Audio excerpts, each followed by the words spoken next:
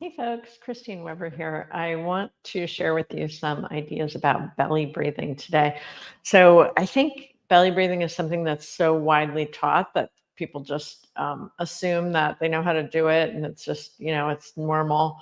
But I think there's some nuances to it that often get lost, and that's what I want to talk about today.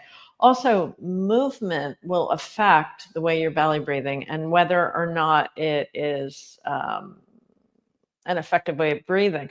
For example, coming up out of a forward bend, for most folks, coming up out of a forward bend doesn't make sense to do belly breathing. Because you need to use your abdominal muscles to come up, so you're not just relying on your back. So engaging, so exhale, engaging the belly, keeping the belly engaged, and then lengthening, breathing into your chest makes much more sense functionally, just in terms of the functionality of it, of the breath. That makes a lot more sense than belly breathing. So belly breathing is not the right way to breathe. It's not the only way to breathe. It's not the yogic way of breathing. It's one way of breathing that has a certain particular effect. Particularly, specifically, that effect is very useful for calming the nervous system. I mean, as we breathe into the belly, it's activating to the vagus nerve. We use the ventral part of the vagus nerve to activate the dorsal part of the vagus nerve. Now, dorsal vagal nerve, again, this is one thing that gets really misunderstood a lot. People think dorsal vagal nerve means shut down. No, it only means that when it's extreme, but we can't really get to it consciously, but we can use the ventral vagus to help calm the digestive function of the dorsal vagal. Okay, so anyway, let's go back to belly breathing. So here's an example of it. You're bringing your hands to your belly, right? So we could do inhale into the hands. And usually the exhale is just a softness or a passive exhale. That's usually how it's taught. So my suggestion is that you teach the exhale with a little more engagement. So there's an inhale, and you could do it like this if you want. Inhale the arms out into the belly, into the pelvic floor. And when you exhale, engage, zip up pubic bone to navel. Zip as you exhale. Inhale, release it. And breathe into the pelvic floor and the belly and the lower back, and exhale, zip it. Pubic bone to navel. So what that does is not only is it a little protective, especially in movement for the low back, it also facilitates the inhale. So you can make the inhale longer. Now, another great way to do, I'm not a huge fan of belly breathing for all movement. I don't teach it like that. But it certainly has its application. It's very, very helpful for resting. So this constructive rest position with the feet flat, knees up, feet flat.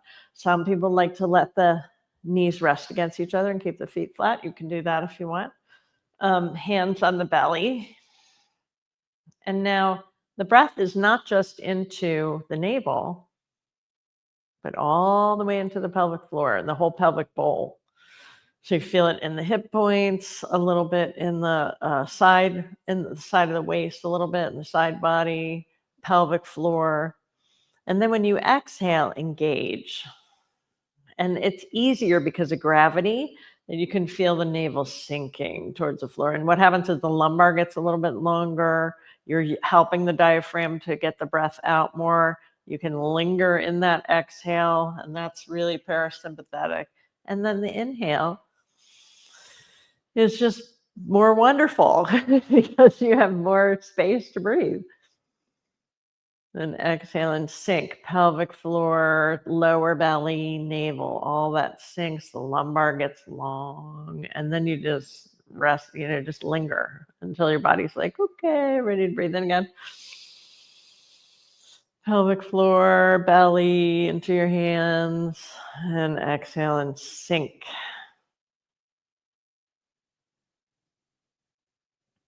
So belly breathing is particularly useful for lying on your back, for seated, and for some standing. It's not particularly useful for lateral bend. I mean, you can do it a little bit, depends on the lateral bend. I get into the nuances of that a lot in my training program, the subtle yoga Resilient Society, we get into that stuff, the nuances of how to use belly breathing in like a lateral bend or a twist, for example, or even a forward bend, but it's nuanced, and it's, for some people, just not a great idea. Most people can lie on their back with their hands and do that incredible belly breathing, and it can help people fall asleep. It's wonderful, you know. Most people can sit and do belly breathing, no problem. But for some people, it's not enough support for the lumbar. So it's not the best way to breathe in asanas. It has many applications in pranayama and meditation and relaxing restorative poses. It's not great for active asanas. And that's largely because of the lack of support for the lumbar.